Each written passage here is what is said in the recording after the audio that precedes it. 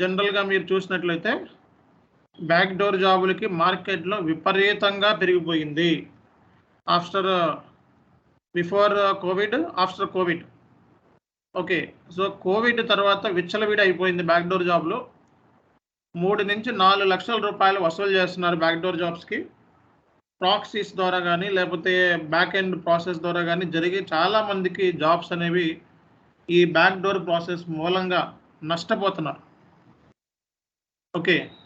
ఈ back door job మూలంగా నష్టపోతున్నారు. చాలా మెరిట్ స్టూడెంట్స్, రావాల్సిన స్టూడెంట్స్, జాబ్ కొడతారు అన్న స్టూడెంట్స్ కూడా బ్యాక్ డోర్‌లో కంపెనీల్లో అమ్ముడైపోతున్నాయి జాబ్స్. వెనకాల నుంచి అమ్ముడైపోతున్నాయి. మేనేజర్లు గానీ, లేపోతే ఇంకోళ్ళు గానీ ఈ బ్యాక్ డోర్ జాబ్ ప్రాసెస్ మూలంగా స్టూడెంట్స్ నష్టపోతున్నారు. 100%. ఓకే. సో, ప్రాక్సీ చేసుకుంటున్నాడు. ఓకే. 4, 5 లక్షలు మనిషి దగ్గర నుంచి బ్యాక్ డోర్ జాబ్ చేసుకోవడానికి ఒక 3-4 లక్షలు పే చేస్తున్నారు బయట మార్కెట్‌లో. ఓకే. సక్సెస్ అవుతున్నాడా అంటే ఏమీ అవ్వట్లేదు. ఆ కంపెనీలోకెళ్ళిన తర్వాత ఒక 2 నెలల్లోనో, 3 నెలల్లోనో బయటకొస్తున్నాడు. ఆ తర్వాత 2 నెలల సాలరీ మిగులుతుందేమో. 4 లక్షలైతే మాత్రం 3-4 లక్షలైతే మాత్రం పోతుంది.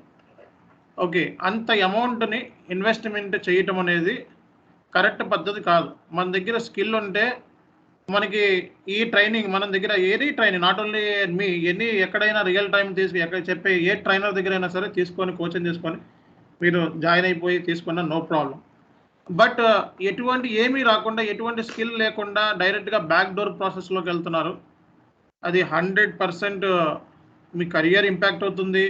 జాబ్ ఇంపాక్ట్ అవుతుంది. ఏముందండి బ్యాక్ డోర్ జాబ్‌కెళ్ళాడు, జాబ్‌లోని తీసేశారు. ఏం చేస్తారు చెప్పండి?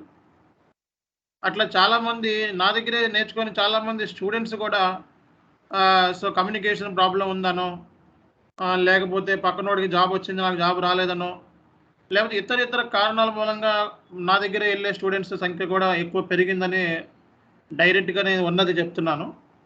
అండ్ ఇంకోటేంటంటే కొంతమందేంటంటే బ్యాక్ డోర్ జాబ్‌లోకి వెళ్ళి ఆ తర్వాత కోచింగ్ తీసుకుంటున్నారు తెలివిగా. ఓకే. మళ్ళా కోచింగ్ చాను ఎస్‌కే దగ్గర సబ్జెక్ట్ చెప్తాడు, బాగా చెప్తాడని చెప్పి కోచింగ్ తీసుకున్న వాళ్ళు కూడా ఉన్నారు. అండ్ మార్నింగ్ బ్యాచ్‌లో మనకి చాలామంది ఆల్రెడీ రియల్ టైమ్ కన్సల్టెంట్స్ కూడా మన దగ్గర నేర్చుకొని ఉంటున్నారు. 4 ఇయర్స్, 5 ఇయర్స్ ఎక్స్‌పీరియన్స్ ఉన్నవాళ్ళు కూడా జాయిన్ అయ్యి ఉన్నారు మన దగ్గర.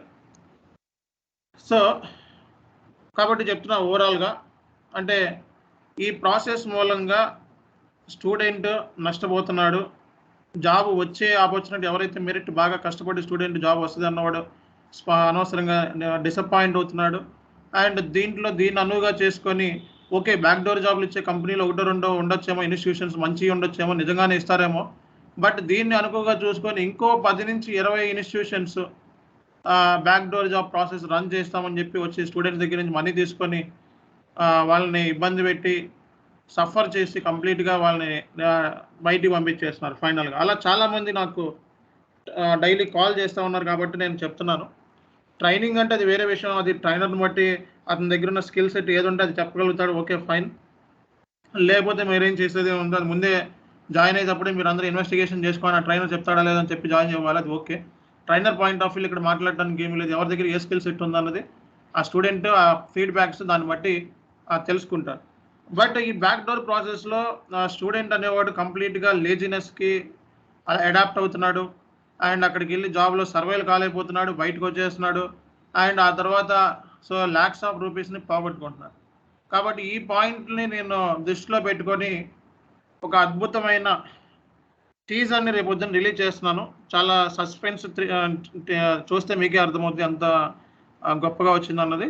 అండ్ దాని మీద కంప్లీట్ ఒక మూవీయే తీస్తున్నాం మనం. షార్ట్ ఫిల్మ్ 40 మినిట్స్ ఉంటది. అది చూసిన తర్వాత ఇంకా బ్యాక్ డోర్‌కి జాబ్‌కి వెళ్ళాలి అంటే 10 సార్లు ఆలోచించే విధంగా అంటే ఇంక చెప్పాలంటే ఇంకా అన్నీ అందులోనే మొత్తం చూపిస్తున్నాం మనం. ఆ స్టోరీ అలా ఉంటది. అండ్ క్యారెక్టర్స్ కూడా అలా ఉంటాయి. కాబట్టి మీరందరూ కూడా ఇలాంటి ఆటిలకి సపోర్ట్ చేయండి డెఫినిట్‌గా. సో, ఊరికే చూసాము బ్యాక్ డోర్ జాబ్ అది మీకోసం నాకైతే రూపాయి అయితే రాదందులో. సో, బ్యాక్ డోర్ జాబ్ ఈ ఫిలిమ్స్, షార్ట్ ఫిలిమ్స్ తీయడం వల్ల నాకు 30,000, 35,000 అయింది. ఆ ఫిల్మ్ ఏదో మనం కార్పొరేట్ పాలిటిక్స్ అని చెప్పి 35,000 వరకు అయింది. సో, ఈ ఫిల్మ్ అయితే దీనికి కూడా అంతే సేమ్ అవుతుంది. బట్ దీని ద్వారా నాకొచ్చేది ఏమీ లేదు. బట్ దీని ద్వారా ఏంటంటే స్టూడెంట్ అవేర్‌నెస్ మాకు ఆ యూట్యూబ్‌లో అది పెట్టడం మూలంగా దానికి మానిటైజేషన్ కూడా ఏం చేయలేదు. అంటే దానికి ఏమి వ్యూస్ వస్తాయి తప్పిస్తే ఏమి దాని మీద మనీ కూడా ఏమీ రాదు. ఓకే. దానికి అది పెట్టట్లేదు. సో, నా షార్ట్ ఫిలిమ్స్ దేనికి కూడా మానిటైజేషన్ పెట్టకూడదని చెప్పి డిసైడ్ అయ్యాను. అంటే ఇంక దానికి వ్యూస్‌కి తప్పిస్తే దానికి ఎటువంటి ఇన్‌కమ్ అనేది జనరేట్ కాదు. అది just social awareness point of వ్యూలో చేస్తున్నాం కాబట్టి ఐ నీడ్ యువర్ సపోర్ట్. కాబట్టి ఇలాంటి వాటిని ఎంకరేజ్ చేయండి. That's it. చిన్న కామెంటో లేకపోతే చిన్న లైకో that's more than enough for me. మీ సైడ్ నుంచి ఎక్స్‌పెక్టేషన్ ఏంటంటే చిన్న లైక్ అండ్ చిన్న comment so that other people will learn that's it. Other people దాన్ని చూసి నేర్చుకుంటారు. వాళ్ళు తెలుసుకుంటారు. కాబట్టి ఇంతకు మించి ఎక్కువ ఎక్స్‌పెక్టేషన్స్ ఏమీ లేదు ఎవరి దగ్గర నుంచి. ఒకసారి ఆ వీడియోని వాచ్ చేసి ఓకే. ఇలా ఉంటదా అని తెలుసుకున్నారు. చిన్న లైక్ చేశారు, చిన్న కామెంట్ చేశారు. That's more than enough to me. Okay. దాని మూలంగా మనకు కలిసొచ్చింది ఏమీ లేదు. సో, దాని మూలంగా మాకు ఏంటంటే అదర్ టైమ్ కూడా వేస్ట్ అంటే సండేస్, సాటర్‌డేస్ తీసుకుంటున్నాం చక్కగా. ఒక రోజుకి గ్యాప్ తీసుకొని తప్పిస్తే ఏమీ లేదు. దాని మూలంగా మాకు ఎక్కువ టైం కూడా ఇన్వెస్ట్‌మెంట్ ఏం చేయట్లేదు. బట్ ఏంటంటే ఎంకరేజ్ చేస్తా ఉంటే ఇలాంటివి డెఫినిట్‌గా మంచి మంచి ఈ కాన్సెప్ట్స్‌లో స్టూడెంట్స్‌ని అవేర్‌నెస్ ప్రోగ్రామ్ తీసుకొచ్చి కనీసం ఈ బ్యాక్ డోర్ జాబ్ ప్రాసెస్‌ని ఎలిమినేట్ చేసే విధంగా చేద్దామని చెప్పి నేను ట్రై చేస్తున్నాను. కాబట్టి I need your support and blessings as well. So, కాబట్టి దీనికి మీ సపోర్ట్ అనేది 100% మీ దగ్గర నుంచి ఎక్స్‌పెక్ట్ చేస్తున్నాం. That's it. ఓకే. ఇది నా సైడ్ నుంచి ఒక request for you guys. Okay. So, ఇది ఈరోజు కాన్సెప్ట్. టుమారో కాన్ఫిగరేషన్స్ స్టార్ట్ చేద్దాం. చార్ట్ ఆఫ్ అకౌంట్ అనేది ఒక 15 మినిట్స్, 20 మినిట్స్ పడుతుంది. చార్ట్ ఆఫ్ డిప్రియేషన్ అనేది. ఆ తర్వాత మనం వెంటనే రిమైనింగ్ కాన్ఫిగరేషన్స్ మెల్లమెల్లగా కాన్సెప్ట్ చెప్పుకుంటా, కాన్ఫిగరేషన్ చేసుకుంటా మెల్లగా వెళ్తాం. అంత ఫాస్ట్ కూడా ఏమి వెళ్ళం. సో, కాబట్టి మీకు అప్ టు డేట్‌లో ఉండడానికి ట్రై చేయండి. ఆల్మోస్ట్ అప్ టు డేట్‌లో ఉంటే సక్సెస్ అవుతారు. ఓకే. ఇది నా సైడ్ నుంచి concept today. Thank you very much. Will see tomorrow. Hello. Yeah! Sir withholding tax configuration చెప్తారా సార్? యాహ్! విత్‌హోల్డింగ్ టాక్స్ కూడా చెప్తానండి. Okay. Don't worry. Okay. Okay. Withholding tax కొంచెం ఎక్కువ కాన్ఫిగరేషన్, లెంగ్తీ కాన్ఫిగరేషన్స్ ఉంటాయి. అది కూడా చెప్తానండి. ఓకే. లాస్ట్ రోజున చెప్తా. లాస్ట్ 2 డేస్ రోజు. Okay. Okay. Right. Thank you sir. Sir మీరు కొన్ని మెటీరియల్ షేర్ చేశారు కదా సార్ ఇక్కడ గ్రూప్‌లో. అవునండి. సార్ వాటిని